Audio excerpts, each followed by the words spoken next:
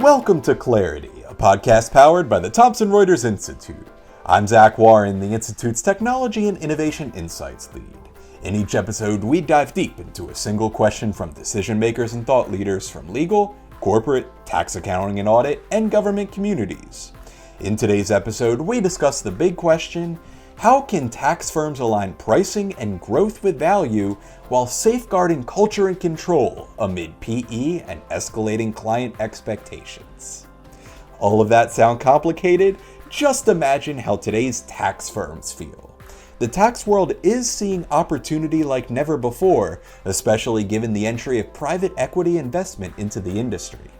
This has supercharged the ability of some firms to grow, while others are needing to hustle like never before to keep up.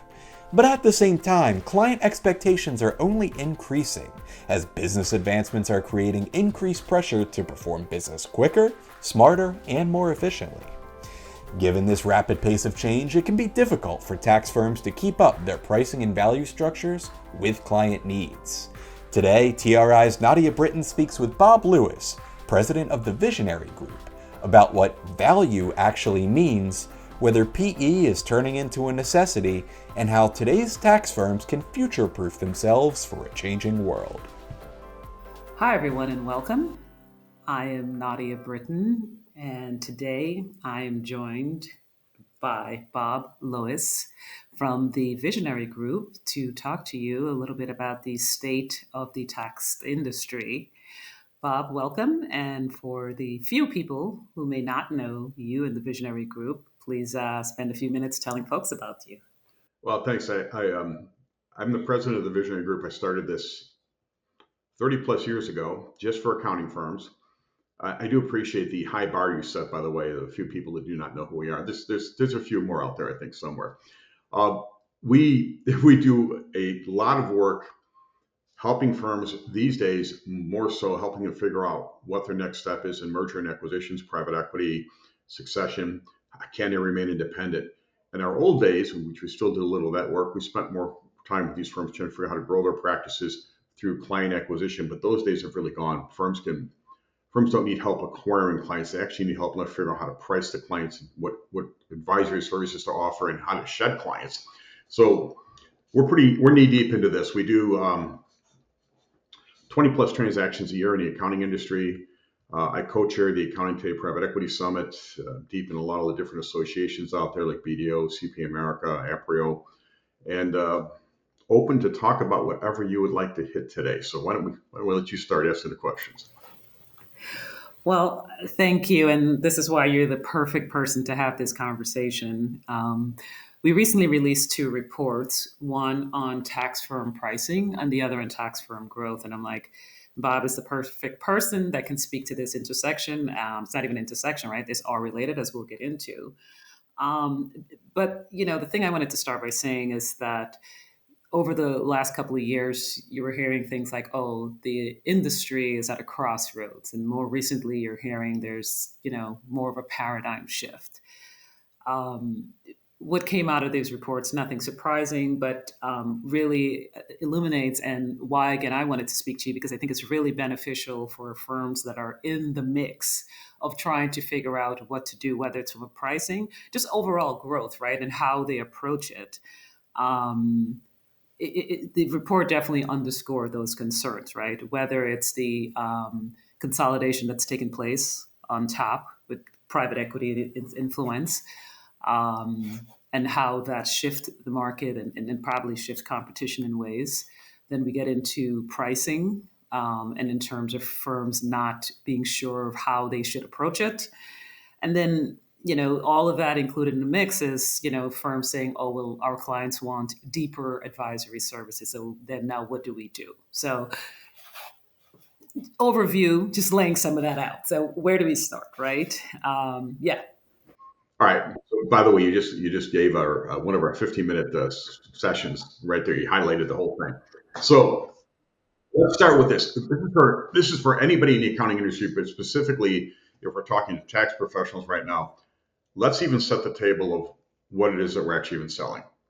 People are confused. So we're delivering tax services. We're selling relationships. And let me explain what that means. The clients who engage you to do any kind of tax work engage you because they cannot do it on their own. If they could do it on their own, they wouldn't engage you. And occasionally you'll see like somebody who, like in the nonprofit world, will do a Form 990 internally because no one signs the 990, which means it was done internally. Very few of those situations exist. So anybody who hires a tax professional is really buying that relationship because they don't understand the deliverable. And to make this really clear, if my window's broken on my car, I bring it into a dealer or a repair shop or whatever. I press the button, the window goes up and down. I know they did a great job. They may have charged me too much, but that's a whole separate issue. But the tax return, I have no ability to judge it. So I'm buying that unique DNA from the individual. That's what I'm buying, which leads us into all these pricing conversations. Now, we see a lot of firms out there right now really running to subscription-based models, fixed fee pricing. There's a discussion for 20 years now about trashing the timesheets and not doing hourly billing. I'm not a big fan of billing off the hour. I think it's a mistake. I think we're giving away a lot of value by billing off the hour. I do believe you need to track your time to understand how much time is being allocated to a client or to a job to figure out if you're pricing it properly. But when we look at pricing in this market now, firms are billing by the hour still, and they're looking at realized dollars per hour, which is good. You should be looking at realized dollars per hour. But what's the value? And here's a simple one. Okay, so I'm a tax professional. I save a client $250,000. It took me 30 minutes to do it. How do you charge for $250,000 worth of savings? You charge by the hour, half an hour? Do you value price it? And there's, getting away from some of the legal restraints inside the accounting profession about, how you charge. You're giving away 30 years worth of experience to figure out how to do that in 30 minutes for maybe $500 an hour. That's where you miss the needle. Have a thought on that? No, first of all, thank you for setting that stage, right? I do believe most professionals do not think about it as a relationship, that again, it's exactly that. It's this service. And you're right? It's kind of the thing is like you're in it, so you're not understanding that the person outside have no idea what it is that you're truly offering them. They might sound like they do sometimes. They might ask you a question, but really and truly, you are the expert in the space. I thought it was fascinating that. And that actually was the thing that surprised me in this report, that there were still so many firms that were hourly billing, though some were moving to subscription. I guess my question to you would be,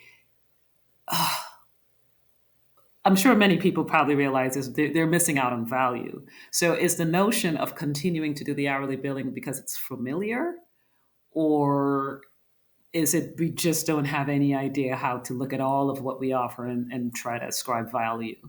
It's hard to shift the boat sometimes. They got a big cruise boat and it doesn't want to shift easily.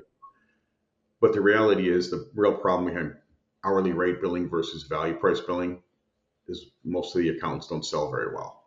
They don't set the table to understand to the client it's going to take me $25,000 to do this job. Do you care that it took me 10 hours to do it or 100 hours to do it or 1,000 hours to do it? They don't care.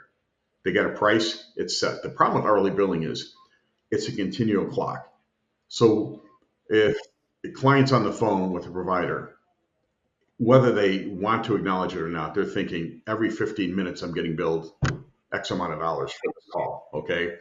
And they have a tendency to rush it and get it over with as quickly as possible. To me, the issue I see also with subscription-based billing right now, I'm not a huge fan of some of that because a lot of it is a race to the bottom. Like I'll do a tax return I think we're selling some value and giving it away. Now, unlike the CAS type of models, accounting services models, I think doing fixed fee pricing, like I'm going to do $5,000 a month, it's great because I know what I'm going into the job for. And I could be charging $1,000 an hour for that $5,000 engagement. That's a nice subscription model if you've got your organization set up to support and deliver it right. But I think what we're really missing here is what will a client pay for the services? The other part we've got going on, which is finally to our advantage, by the way, after many years of not being to our advantage, we have a supply and demand imbalance. So if an accountant fires a client or a client decides to leave the accountant, they often have a hard time finding anybody who even do the work. And if they do the work, it'll be at a higher fee. So let's assume I give you a 35% fee increase on your services from last year. probably because they were being underpriced. But let's assume I'm going to give you a pretty aggressive price, and you give me a call and go, I'm not. I think the price is a little bit high. I'm going to look elsewhere, or I'm not going to sign the engagement letter. You make 10 or 15 phone calls. You can't even find firms that will pick up the phone and even respond. And or if they do, the fee they're going to give you is probably higher than the one I just gave you. And or you're getting, if somebody does respond with a really low fee, I've got to question the value of what they do. And in this marketplace, this is something we don't have our hands around really well. In the tax and specifically in the audit side, where audits very heavily out to bid, we're finding a lot of firms are bidding on audits and they're the only people bidding on the audit. I mean, the municipal audits, government audits, nonprofits are all mandatory, need to be done no matter what. And a lot of firms just aren't doing them as much anymore. So the supply shrunk, but the demand is still steady for all that work. We should be raising the fees. To me, pricing is a huge problem inside this industry right now. That's interesting. And just to stay with pricing for a minute, because one of the things that came through is that the respondents felt that they didn't have a way to benchmark pricing. And so therefore, that was a lot of their discomfiture, I would say, right around what feels right. Any thoughts on that? That's an easy one. Okay, so look, all you need to do is continually test the pricing ceiling. So let's assume I bid you $40,000 on a job and you're thinking, oh, it's really high, okay? Or it's a $5,000 tax return. Take your pick, and depending on who your providers are, what size company you're dealing with, right? I can always come down on price. And if I continue to lose my jobs because I'm bidding them all at $5,000 or $10,000, okay, either it tells me one of two things. One, I'm probably doing a poor job selling it. Two, I may be selling it to the wrong clients. And I'll give you the third thing is maybe I push the pricing ceiling beyond the point of where I'm at in the marketplace now. But I can always come down on price. I can't come up. So we love it when firms go, we gave them a very aggressive price because we think in the next 2 or 3 years we're going to be able to get their pricing up. Or they could be the next Microsoft. Well, guess what? If they're the next Microsoft, they're leaving you anyway in the next couple of years, going to a big firm. So, that strategy just doesn't work. We have found over the years, just push the pricing ceiling, and it doesn't mean you're going to push it across the board. So if you've got like 500 clients, don't raise all their fees by 25%. Be selective to it. Rank them A, B, C, D. Take your Ds, and if you're really concerned about your Ds being still too much revenue, cut your Ds into D1, D2, D3, D4. Start on the D4. It's the worst of the worst. Start increasing that fee structure. Let them either leave on their own or they'll elevate themselves up to the next level by accepting your higher fee. We're just not good at it. And a lot of firms will do it once. They'll have a big meeting, they'll cut some clients, reprice some clients, and then it's done for the next 3 years. That should be every quarter, 3 quarters a year. Skip the tax season because that's insane. But 3 quarters a year, and every time you're doing it, what was a C client should be upgraded to a B. And if a B client slips back down to a C for whatever reason, we should be going, do we want to continue to have that client? And why are we burning all our capacity on C and D clients when I've got a whole world of people out there looking for accountants that should be charging B pricing? And that's kind of where we miss it. And we get back to the one core flaw. One core flaw is if I'm doing too many billable hours, I don't have time to go out and develop the work. And the second part of that problem is I may not be very good at developing work. There's a lot of people that are really good at doing the work. There are less people that are good at finding and bringing it in and selling the work. And it's not easy. People think that's the easy part. That's actually the hard part. And where we look at the future of this firm, all these firms, AI will kick in. It will take a lot of the burden away. It'll do a lot of the automation. It's not going to do the smart thinking that the really good creative tax people do, because the tax laws aren't even written clearly enough for AI to interpret them properly anyway. But we're going to see these people handling bigger, better engagements and using, the different side of their brain that's more thinking more so than the ones that have to do more compilation and the grind work, because that will be replaced more and more by AI. That's where I see that going. The private equity and that shift. Sure. First, I'll ask you where it is now, and what's everyone else doing? Well, okay. So private equity isn't just private equity anymore. So let's back up and start where this whole thing started. 4 years ago, private equity came into the market. Okay. What we've got right now is three main drivers. I've got aging baby boomers around 69 years old is the average, 69 baby boom. Now, they're running out of runway to do things with their firms. Many of them have no succession, or they'll have one or two people that can take the firm over, but they need three or four. So even if they have a couple good qualified people that could do it, it could bring in work, it may not be enough to pull them out of the fire. Second part is in this market, because of what's happened with private equity, succession now internally has a price that's significantly lower than an external transaction in most firms. So a lot of firms are looking at this going, well, if I pull off an internal succession and get paid over 10 years for whatever, like 1 times revenue or whatever the value is internally, or I can sell it externally or merge it externally for 1.2 or 1.5 or whatever number that they can get, and get paid more cash up front now with less payment over time. Would I do that, or do I do an internal succession? That is a huge problem being waged right now in a lot of firms. A lot of firms, owners feel bad about not being able to do an internal succession and doing an external deal, but the market values have gone up so much, and the internal succession problem is still a problem where I just don't have enough people. And some of that's our own fault. We took people for 20 years, and we had a labor shortage, and we, instead of making them go out and network and sell, we gave them work to do. So they never really learned how to do that other part of running a practice, which is a vital part. The third part, though, is infrastructure. So all these firms right now are trying to figure out, how do I pull out additional money to invest in artificial intelligence, to open up advisory services, to compete more in the market when I've got larger firms being formed all around me because of these private equity firms, and another factor that I'll address in a second on the whole investment side. I need capital to put my AI infrastructure in place. Where am I going to get it from? We have one of our practice arms is, look, how do you create internal capital? So if you want to remain independent, you can't just say, I want to remain independent and I'll make some changes on pricing. I need to go, how do I create internal capital and go, I'm going to take my profitability from 30% to 40%. I'm going to take that 10% gap I just grabbed. I'm going to use it to invest in the firm and invest in those infrastructure.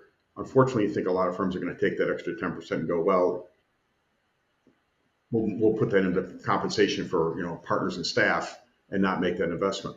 So that's a big thing. Let's talk about how the private equity market shifted. Except we do about 20 plus transactions a year. There are a hybrid of mergers, which is becoming harder to do into a traditional firm because there aren't as many traditional firms left. So to give you a really good example, if you look at just the top 30 firms and you knock out the big four, BDO, RSM, of those remaining firms, over 60% of them accepted outside capital so far. So not many left. And beneath those top 30 firms, so many firms have either gone into private equity groups or accepted outside capital. And here's the twist. So there's private equity groups out there that have been formed over the last 4 years where they put together 5, 10, 15 firms. That's one option. Option two is there's larger firms out there that were hundreds, $200, $300, $400 million worth of revenue, who then accepted outside investment from like a bank or another private equity group.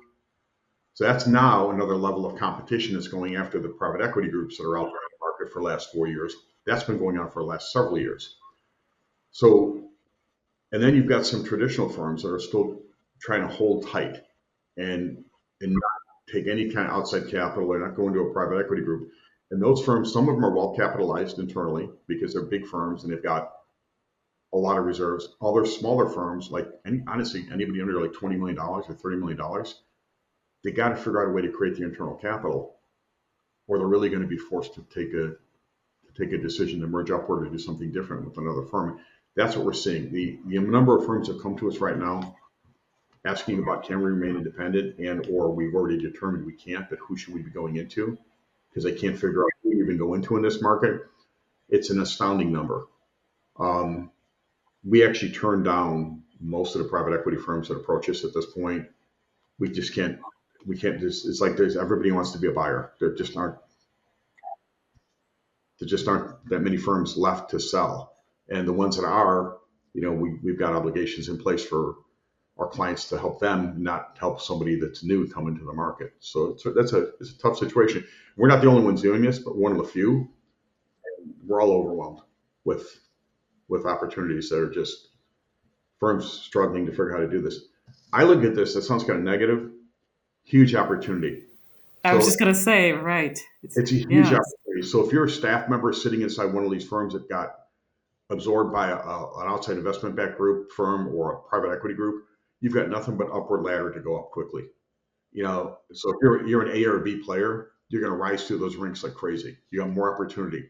The C and D players will be the ones that'll complain because they didn't want things the way they were, but they're not getting compensation cuts. They're probably getting better benefits. They're probably getting better growth path. It's a question of do they take advantage of it. I do want to stop you there because Yeah. many firms will talk about, well, what about our culture, right? And this, I don't want to say a sentiment about culture because an organization's culture is important. But any thoughts with that Yeah. on the topic of culture and it being changed because of these factors you just described? So it's a good leading because everyone has this perception that the private equity group is going to come in and you're going to now work 70 hours a week.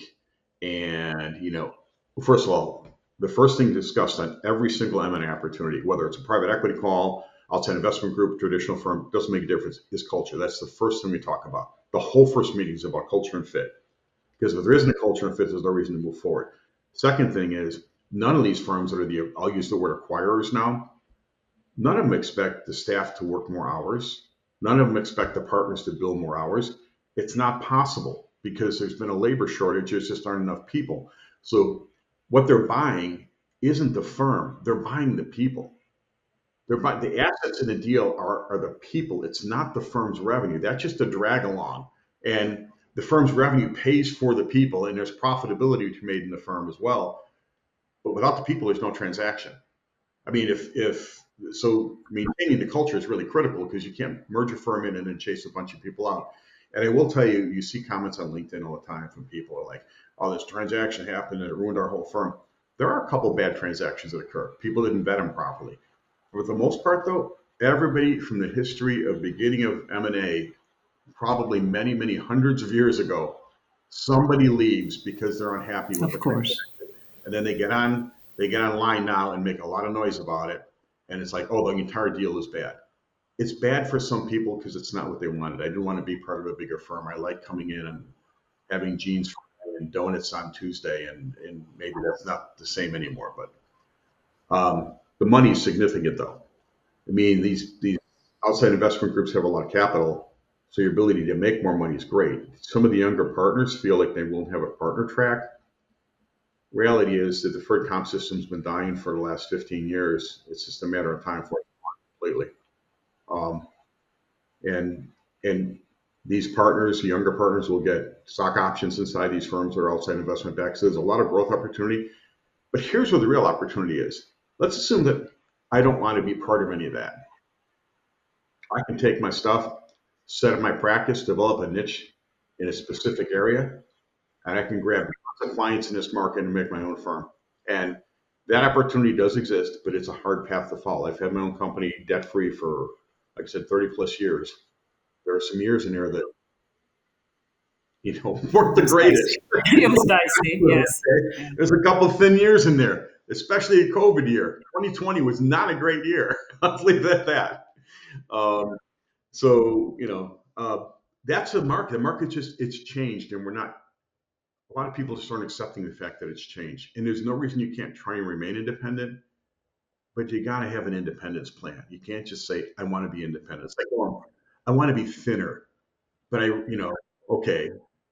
But there's a diet and exercise component to that, and you got to have to follow it. You got to plan.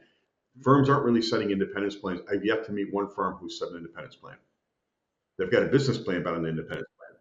So how do I compete against the new $300 million private equity group that's in my neighborhood that wasn't in my neighborhood a year ago, but now that firm that joined it is now part of a $300 million company that's got more resources. I got to compete against that. People got to think that through. I'm competing for staff. I'm competing for talent, for clients. How do I price differently? How do I add more advisory? You mentioned in our pregame warm up advisory. You want to go there we have time for that, or what? How are we doing? No. We have to go there. Yes, because that was my third piece. I know. Yes, that's my third piece. You Go, please. want to go a little deeper on anything on private equity or M&A? I can handle that before we move on. No. I think you did a great job of touching on all the pieces. Super important things that you've said about for those who really believe they can stay independent, that you have to think differently. You cannot have the same mindset because that was, you actually answered a question I was going to ask you specifically about that. For those who are, other than the ones that are well capitaled, you have to then, if you're going to remain in business, I mean, is it safe for me to say that, right? If you're going to remain in business Yep. and you have to come up with a pretty strategic plan. Yeah, and we all are. A lot of people are familiar with that movie Moneyball, with how the Oakland A's had to change the game in baseball. It's the same game. That movie's like a blueprint of something that was done 30 years ago, and what we're facing right now. You can't play the game the same. I can't go out there and compete for talent and tell people that we have a great culture because we have a small firm and we value our employees, and you got to do that. Everybody should be valuing employees in any size company, but I got to have the resources. And if I'm a young professional in this industry right now, looking at what I'm thinking is going to be AI coming into this industry and automating everything, this is a great industry to be in. I think anybody who doesn't move into accounting at this point in time is crazy, because it's shifting into technology based, it's advisory based, which is what we're going to talk about next.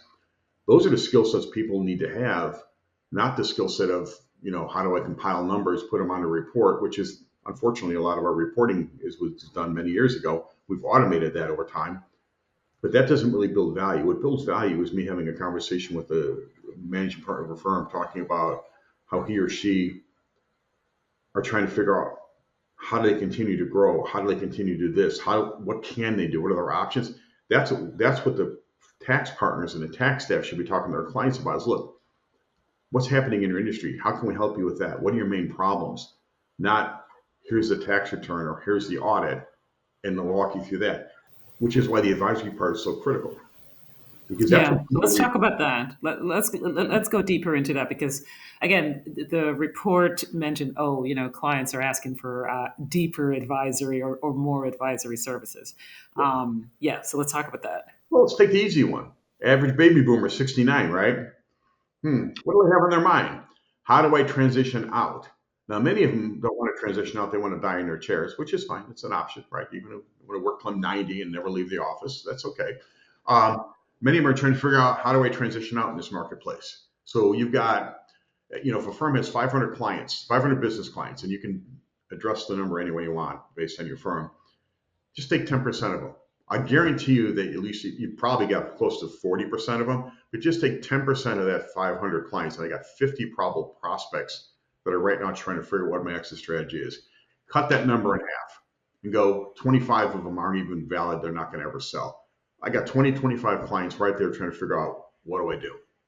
Yet we don't talk to them about that. We don't help them figure out how to line them up with investment banking to sell their business or open up a family office, and when they become liquid, I've got all these assets potentially to manage. So I just sold your $20 million distribution company. I've got, I'll just say $20 million in assets now I could add to my wealth management arm. That's the side of advisory people are some firms have figured it out really well. But every single business client has cyber needs, they got any kind of technology, they got insurance needs, they got wealth management, they have HR needs. That's where firms that are starting to thrive even more are really opening up that avenue. The problem is, how do you open up? Say you're a 25-person firm. How do you start selling HR services? Impossible. So what you do is you partner. So what a lot of firms are making mistakes is they try and bring it in-house. So I'm going to bring you in-house to be my new HR person, okay? To work with my clients, right? So unless you're going to work for free, I think I have to pay you something, right? That if you can work for free, that's okay. I like that model. We can. No. We don't do that, right? You're not It's going to do that. volunteering. No. So now No, working for it's free, volunteering. everybody. This is not. Yeah. So what I do is I partner with your HR company. Okay, I take a percentage of the revenue share. I bring you into my 500 clients, and I start making percentages of revenue from it. I do that same thing with different advisory areas until I get enough volume where maybe I could bring my own HR person in to do that work. The problem is there are a lot of firms is they try and take their internal HR person and also cross-sell them into the client base, but then it pulls away from what they should be doing internally inside the firm, and they try to turn it into revenue generating. I'm a big fan of opening up channels to the partnerships. That's the simplest way to do it. And if you're large enough, you bring in somebody to help lead that whole thing. And when you get really large, like if you got to do investment banking very hard and you're selling a ton of companies every year, bring investment banking in house, and do that kind of thing. But that's where we see firms struggle, because right now we got capacity problems, and to kind of flip a little bit back into the pricing. Here's our strategy on all this stuff. Clients dictate everything that happens inside a firm. So every time we do this, we call our build to evolve analysis. We've done it at about 30 firms now. Every single time, the 80-20 rule kicks in. 80% of my revenue comes from 20% of my clients. So the question is, why are we dealing with the other 80% of clients who deliver 20% of the revenue? And every firm we talk to goes, I've got no capacity. So why don't you take a stab? What do you think the typical utilization is we see in most firms we've done this study for? 50%, 60, 70, 80, 40? 60 is the high water mark. Most of them are around 50 to 55. My argument is you really can't get past 75. 75, I got PTO and other things, right? But the gap between like 50 to 55 or 55 to 60 is huge incremental profit for that firm if they can close that gap. The second part is realization. So realization, we often see people are like, well, I'm realization percentages. I'm at 95%. Great. 95% of what? What's the dollar per hour? I'd rather be at 60% of $1,000 an hour than 100% of $100 an hour. And so we have some misleading metrics out there that people follow, and if you can tweak that and go, how many billable hours? If I added just $5 more an hour to my 10,000 billable hours, that's a lot of money, right? That's another 50,000 for a smaller firm. That's a huge dent. But if I think of it bigger, I got these firms doing 50,000 billable hours, and they just maybe $10 an hour. I've just added $500,000 just on one little switch. And then if I can convert some of those non-billable hours to billable, the numbers are astronomical on what it does to the profitability of a firm. That is how you figure out how to create the internal capital. If you want to remain independent, you follow that kind of a pattern, in addition to the client culling or client upscaling, in addition to how you put policies in place for like how you accept new clients. The underlying theme of all of this stuff, none of this stuff works without partner accountability and partner alignment. So if I don't have the partners aligned, that's a problem. If I don't have them accountable, meaning, I'm the one who's not pricing right, you don't want to say anything. You and the rest of my partners don't want to say anything because I'm not pricing right because we've been partners for 20 years. I'm the one that's penalizing, not you. I'm penalizing the staff as well because I need money to create bonuses and create that infrastructure money. If I'm not pricing properly because I don't have the selling skills or just don't feel comfortable doing it, and I'm happy making whatever I'm making per year, that's a problem. That accountability gap is huge. When we do these studies, we always pull out how much the write-downs are and the write-ups by partner. The numbers are just, it points out that normally a handful of people in a firm that are costing the firm quite a bit of money. And there's normally the reason's not because they've got the worst possible clients. It's the reason is it's just not being managed right. And it's tough. I mean, look, firms are making really good money right now. It's hard to stop and pause and go, how can I do this better? But there is a death sentence coming if they don't start making some changes, because I think cost of labor is going to drop to 20%. I know that sounds crazy, but when AI does kick in, and there'll be a cost to the AI, by the way, but when AI does kick in, if you've got a professional doing $200,000 in revenue per year, they're going to do 400. Revenue per equity partners will go from 2 million to 4 million. So the cost of my labor is the individual cost for the person is probably going to actually go up, but the actual percentage of my cost of labor will go down as the AI kicks in. And I think that's going to be a huge eye opener for a lot of firms. And when that does happen, the larger firms who've got the solutions in place will probably be able to honestly price people out. And but we're for years from that happening. All of this stuff, though, all opportunity for the right people. If you just kind of look at it with the right set of lenses and go, There's tremendous pricing opportunities here. There's tremendous growth opportunities. There's niche to be carved out. It's all right there. Um, but we've been living this dream for a while now. We learn from a lot of really smart people. That's what we like about what we do. Um, and you always think you got it figured out until somebody says something else the next day. You're like, why didn't I think of that? Darn, that's so much smarter. Okay. Yeah. Wow. Bob, this is tremendous. Again, we could stay on for another 2 hours because I've got so many more questions for you. So we're going to have to do another part to this. And I'll probably think about how we go broader because there's so many things you said that is incredibly, incredibly valuable to our listeners. So thank you. Anything we didn't touch on? Any last minute No, I think pearls, additional pearls you'd like to share? additional pearls. Look, the only thing I can leave with people who are just thinking, what does all this stuff mean? Just sit back and look at it as what do I individually need to do to accelerate my career inside the firm, or what I need to do to accelerate the path with my firm. What are my options? What's the smart thing to do? And don't overreact by somebody calling on LinkedIn and saying, I'll give you $20,000 more to do what you're doing now in my firm. That doesn't get you anything. It doesn't develop your skill set. What's going to develop the skill sets to make you more valuable over the next 10 years? Or if you're a firm right now trying to figure out, do I stay independent or do I take an option and look otherwise? Look at your options carefully. Feel free to call us. We'll talk to anybody about anything.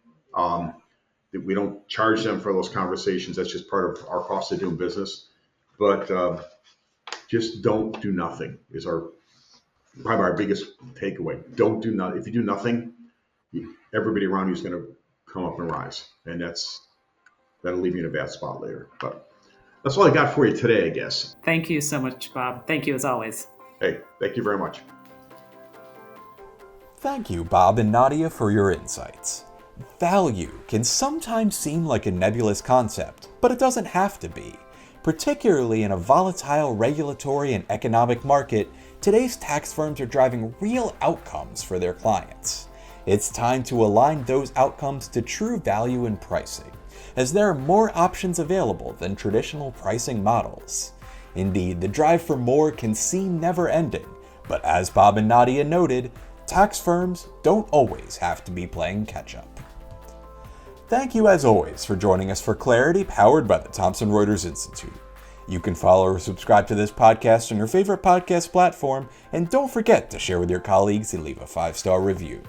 For more data-driven analysis of today's professional services market and in-depth conversations with industry thought leaders, please visit us online at thomsonreuters.com/institute and follow us on LinkedIn under the Thomson Reuters Institute. Clarity is a production of Thomson Reuters, copyright Thomson Reuters 2025.